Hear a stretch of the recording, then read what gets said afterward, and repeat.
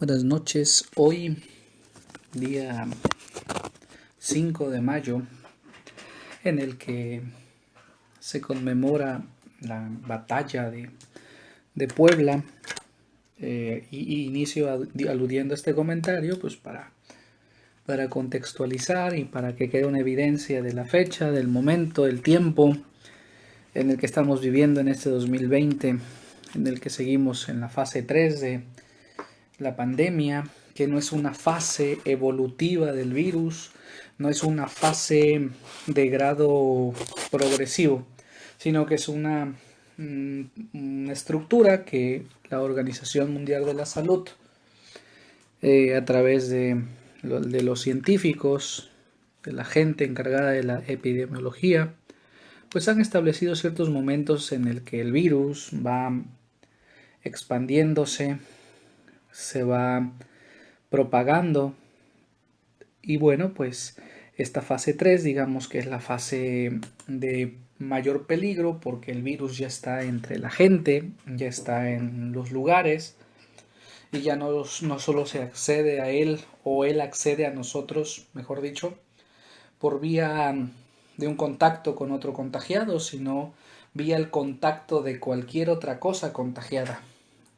Entonces, en esta etapa, pues las medidas de precaución, el uso de antibacterial, mucho cuidado con los antibacteriales que suelen darse como consejos en Facebook, en redes sociales. Tengan mucho cuidado con mezclar alcohol y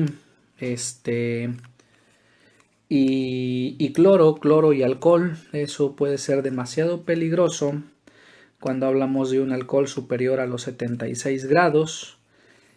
Podemos crear un anestésico, un problema que puede generar problemas en el sistema cerebral, en adormecimiento, y eso puede ser pues peligroso, ¿no? De principio, porque no sabes qué puede pasar, y bueno, la cuestión del pánico, la reacción del pánico nos puede generar muchísimos conflictos. Otra cuestión es pues quedarse en casa, leyendo, estudiando, limpiando, hablando con la familia, dialogando. La plataforma Jóvenes en Casa es una ventana en este encierro que nos presenta literatura, conferencias, charlas psicoemocionales, charlas de terapia juvenil, y al mismo tiempo pues nos da esa misma plataforma la posibilidad de dialogar internamente, personalmente, con otras personas o con expertos de psicología juvenil, que podría ayudarnos a atender los distintos problemas a los cuales nosotros nos podamos enfrentar, o los jóvenes se puedan enfrentar por este tipo de encierro. Yo les recomiendo a los jóvenes de Leoye que revisen un libro en la parte de lectura de esta plataforma. Hay libros interesantes de la literatura mexicana, libros clásicos de la literatura mexicana, como por ejemplo Los de Abajo. Por ejemplo, también encontraremos uno que se titula La muerte. No recuerdo bien el título perfectamente, pero creo que es La muerte tiene salvoconducto, que es una obra que nos habla del momento, el encuentro de la cuestión tecnológica con un mundo agrario, indígena, posterior a la Revolución Mexicana, ¿no? Entonces, son obras que se pueden leer, que se pueden conocer, que se pueden revisar en este tiempo de pandemia. Pues bueno, eh, ya me conocen, profesor Juan Francisco Gaspar Velasco, del CBT 192 de Ixtazotitlán, Veracruz. Entonces, bueno, en la materia de Leoye, en el tercer parcial, vemos comunicación, diálogo, y dentro de ellos vemos el tema del debate. Primero, bueno, vamos a hacer ciertas aclaraciones, como normalmente lo haría yo en clase. ¿Qué no es el debate? El debate, no lo comprendan, no es algo de miedo. ¿Por qué digo? Porque mucha gente dice no quiere debatir, no quiero debatir, porque cada quien tiene su idea, cada quien tiene su mundo, cada quien tiene su forma de pensar, y por ello no debemos debatir. No, eso no es el debate. El debate no tiene que ver para terminar en una riña. El debate tampoco es un encuentro de necios. El debate es un encuentro de sujetos que con respecto a un tema tienen distintas posturas y en función de esas posturas buscan nutrir el tema. Tampoco que no es el debate no es meramente político. No, el debate también tiene sus figuras académicas, sus figuras teologales, filosóficas, políticas obviamente, sociales, pero pues también podemos debatir de temas tan coloquiales como por ejemplo sobre el color o la moda que se puede establecer en una época del año, ¿no? Entonces, es importante, es importante aclarar ese punto. Otra cosa que debemos entender, el debate no está sostenido en la fuerza física, el debate está sostenido principalmente en la fuerza intelectual. En la fuerza intelectual, pero no estoy diciendo de los inteligentes, de los de 9 y 10 en un salón, no. Sino estoy hablando de la fuerza intelectual que tiene que ver con la inteligencia y que inteligencia tiene que ver con poder nombrar desde nuestro cerebro las cosas. Por ejemplo, yo aquí tengo una obra que dice los dioses griegos. Entonces, ¿el intelecto en qué consiste? En que yo puedo dimensionar esa palabrita, los dioses griegos, y yo sé que son los dioses de Grecia.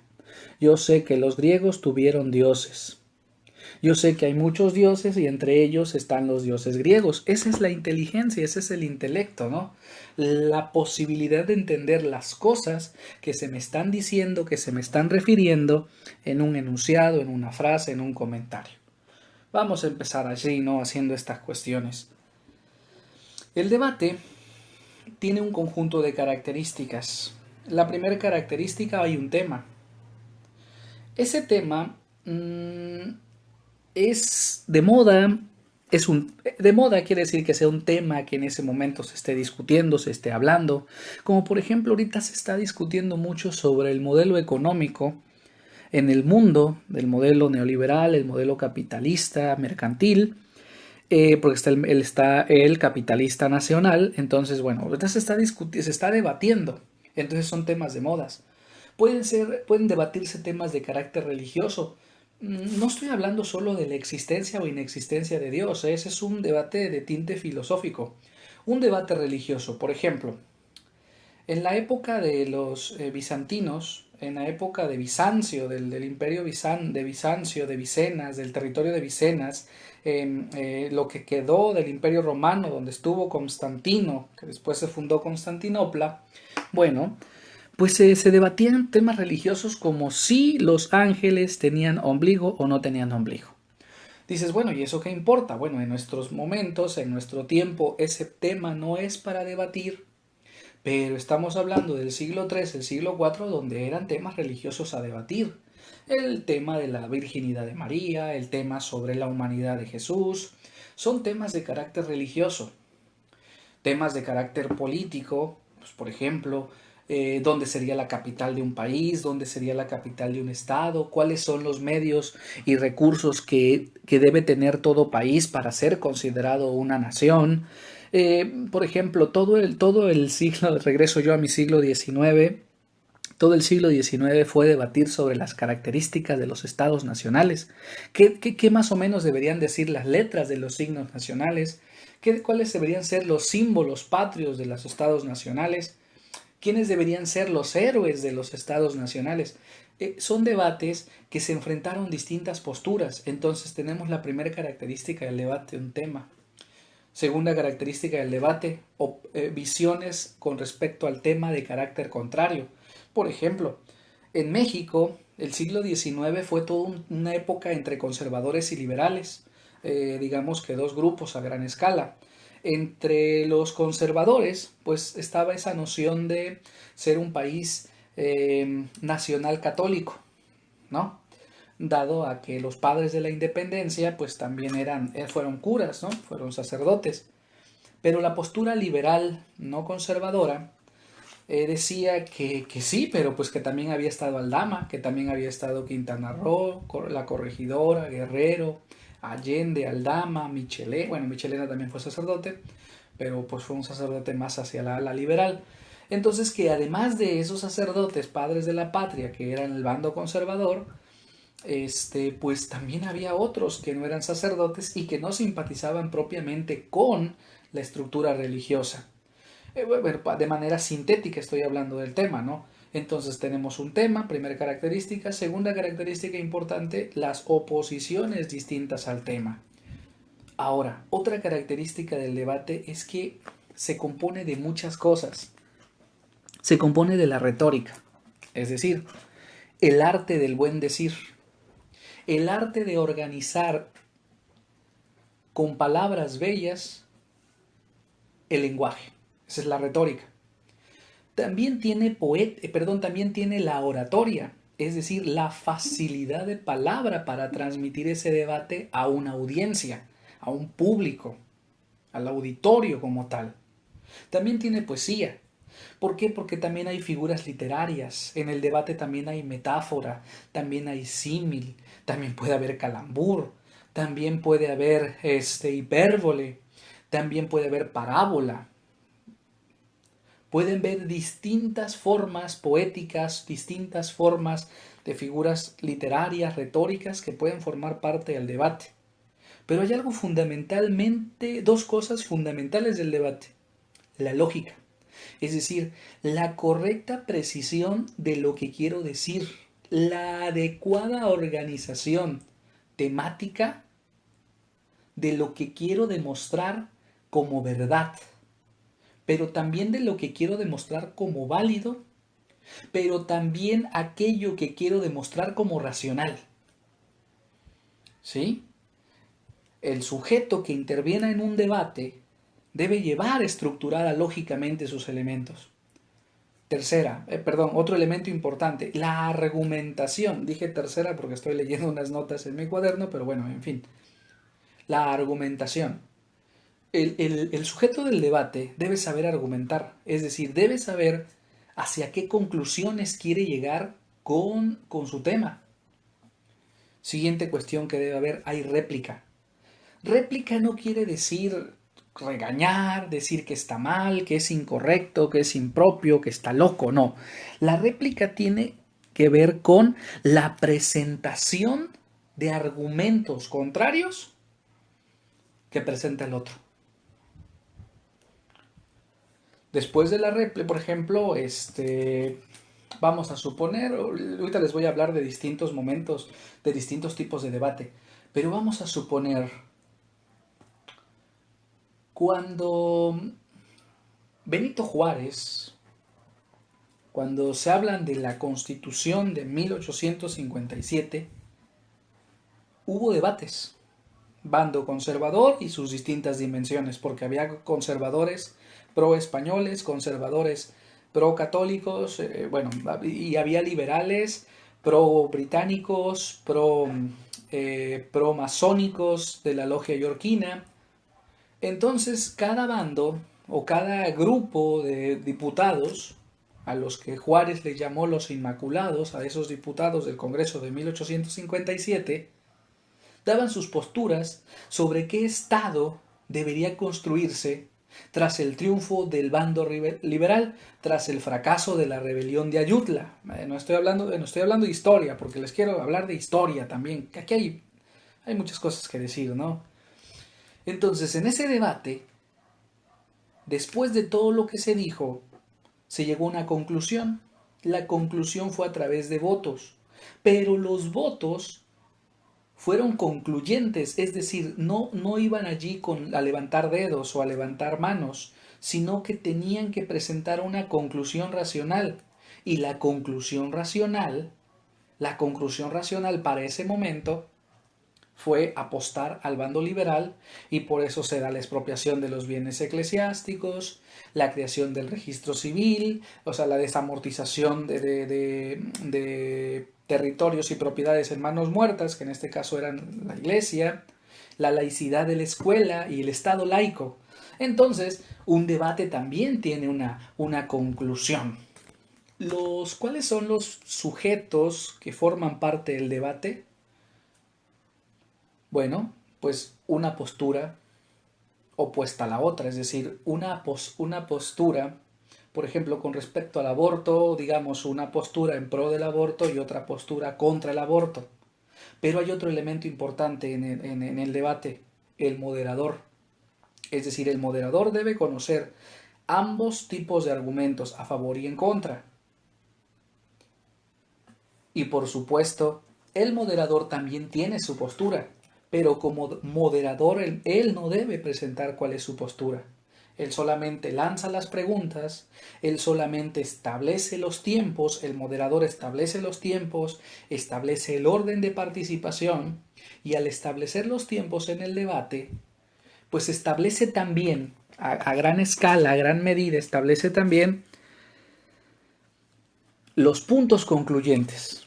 ¿Por qué? Porque el moderador debe estar muy atento, debe estar muy pendiente de lo que se diga en el debate, porque aquí viene otro factor que interviene en el debate, el auditorio. El auditorio debe formar su propio decir, su propio pensar, en función de lo que el moderador presente como concluyente. Bien, hay unas cosas que tienen que ver con el debate, pero que tienen que ver propiamente con mi investigación. Hay temas que se pueden resolver entre establecer un tema y dividir entre a favor y en contra, o la postura del bien y la postura del mal, pero no siempre son así los debates. Por ejemplo, si nosotros queremos hablar sobre la izquierda o la política de izquierda mexicana de Morena, podría haber posturas en contra y posturas a favor, pero, pero no se resolvería el tema. El tema quedaría demasiado grande, porque entonces podrían haber posturas en pro social, pro político, pro institucional, pro cultural. Y entonces dirían, a ver, ¿cuál es el debate? No, pues el debate aquí de esta tendencia de izquierda en nuestro país es que México debe encaminarse hacia la cultura, a culturizar, a educar al pueblo mexicano. Otra postura en el debate podría decir, no, debe ir a resolver los problemas de índole social, que son la alimentación, la marginación. Otros pueden decir, no, primero debe haber un establecimiento en las estructuras políticas, en los partidos políticos. Otros, no, debemos de resolver el problema de la seguridad. Entonces resulta que allí, en este tema, no se resuelve con una postura a favor y con una postura en contra, o con una postura por el bien y otra postura por el mal, sino que las posturas son tan amplias según el tipo de tema de la investigación o el tema del cual se esté presentando el auditorio. El debate históricamente ha sido importante porque cuando no había tal posibilidad antes de la imprenta de Gutenberg, no había tal posibilidad de leer los debates o de leer lo que se decía o se establecía en el debate. Entonces los debates eran públicos. Un ejemplo, les quiero decir, San Agustín debatía con los no ateos, no estoy diciendo con ateos, debatía con los representantes de distintas religiones en tiempos del siglo III de nuestra era en Roma. Cicerón, Demóstenes, y una obra muy importante que les voy a recomendar leer, Los diálogos de Platón. Los diálogos sí está en formato de diálogo. En cuestión literaria es un diálogo, pero en cuestión de contenido es un debate. No es cierto que siempre los debates los gana Sócrates, no es cierto.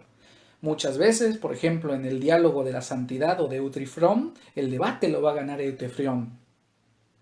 Hay debates, por ejemplo, en el banquete, donde pues, el debate lo va a perder Platón, lo va a perder Sócrates, perdón.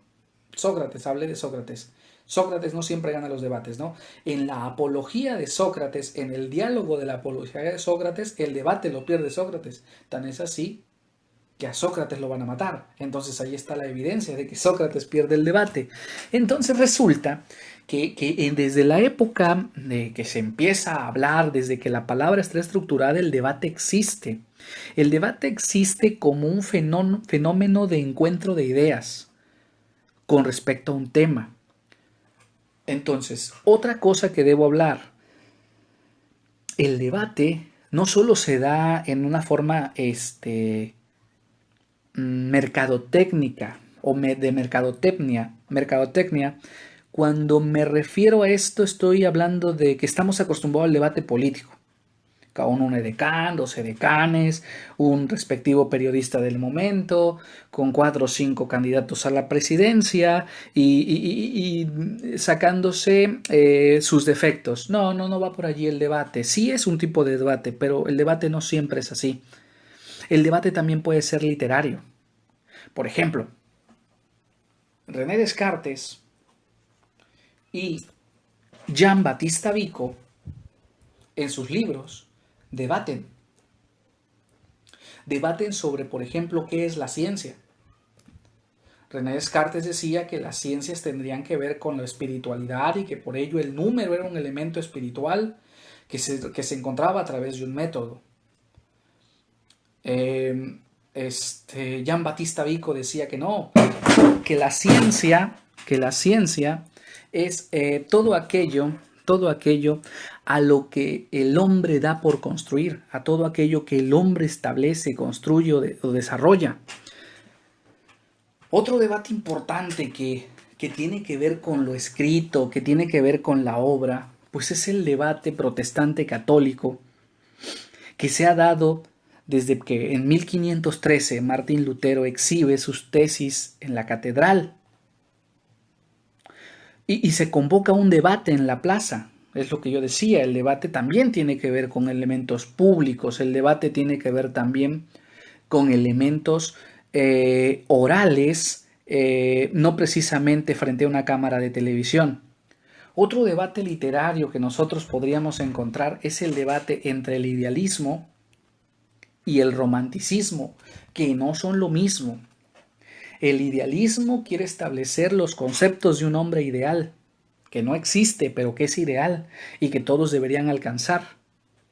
Mientras que el romanticismo dice que el verdadero hombre es aquel que establece virtudes y desarrolla virtudes propiamente ya establecidas.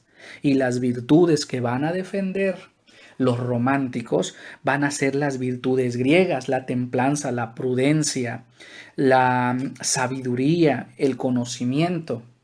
Otro debate muy importante, teórico, que vamos a ver, pues es la postura darwiniana social, establecida por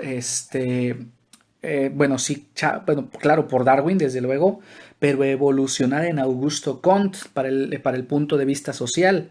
Ese con quién debate o esa postura con quién debate, pues va a debatir con el marxismo de Engels, de Marx, de Rosa Luxemburgo, de la Escuela de Frankfurt.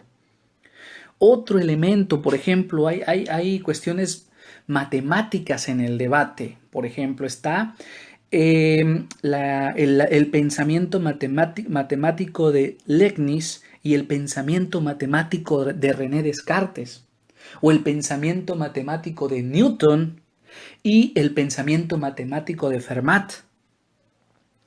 Es decir, los debates no siempre son también al mismo tiempo, sino que un sujeto, un teórico, establece un debate, un tema, y ese tema después es resuelto, después es vuelto a revisar, es vuelto a entender, a comprender, a resolver, y en ese momento el tema entra en el debate.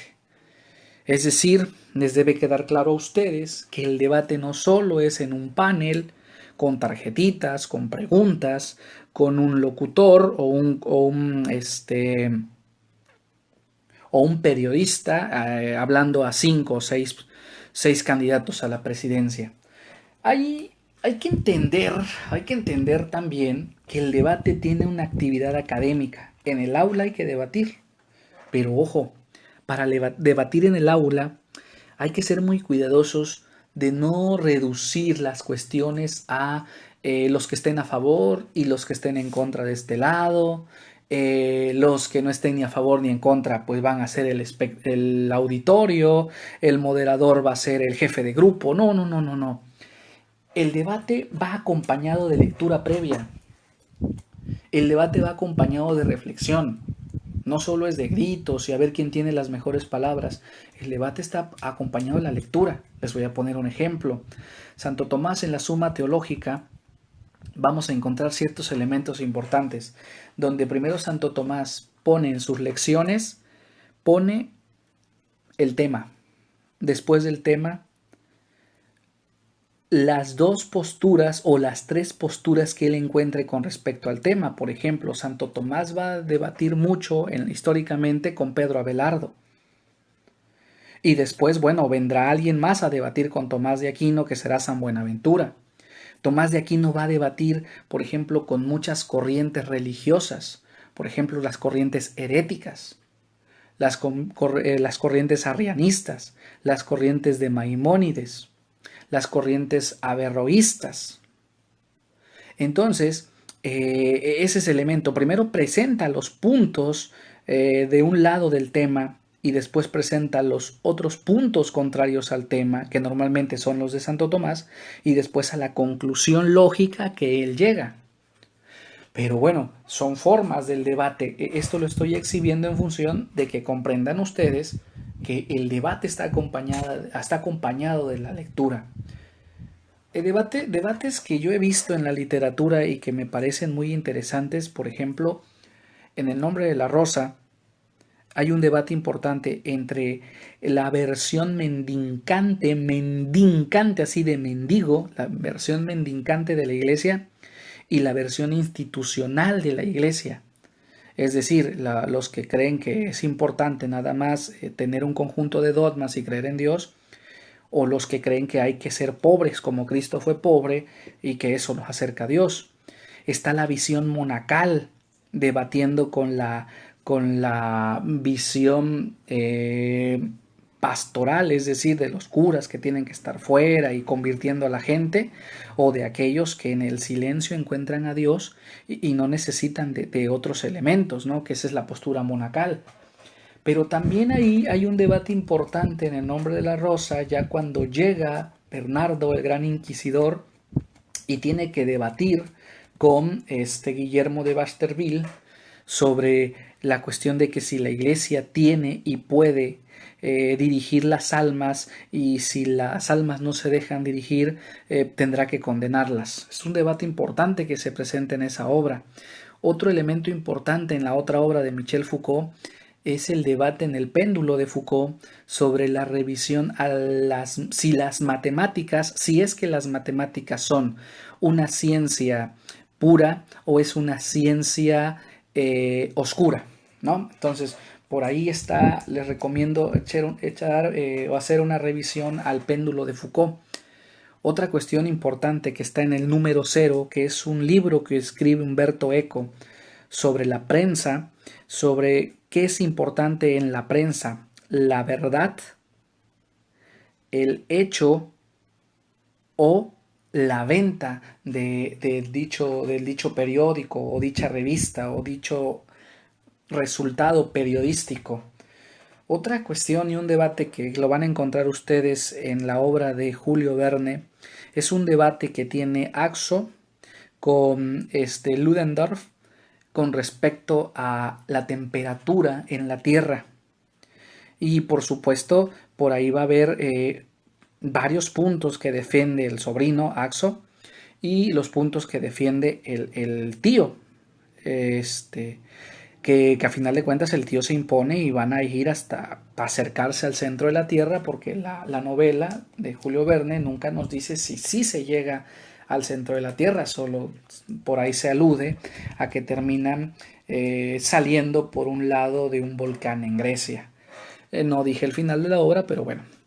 Entonces, es importante ir resumiendo que el debate es una estrategia que tiene 4 sentidos. Primer sentido, académica. Es decir, ayuda al maestro, ayuda a los alumnos a conocer un tema o entre todos a conocer las distintas posturas de un tema.